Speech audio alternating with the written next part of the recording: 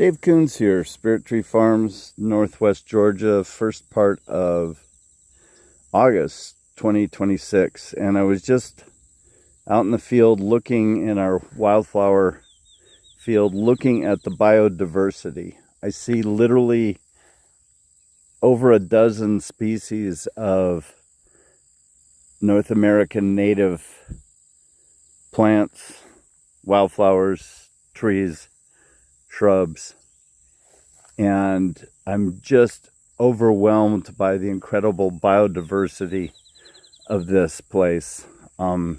Probably 3 or 4 years ago, this was all corn, like our neighbors right there, a monoculture. And we decided to make it into a native plant habitat and nursery, and now we've just got, I'm literally brought to tears by the amazing biodiversity, and we didn't plant a lot of it.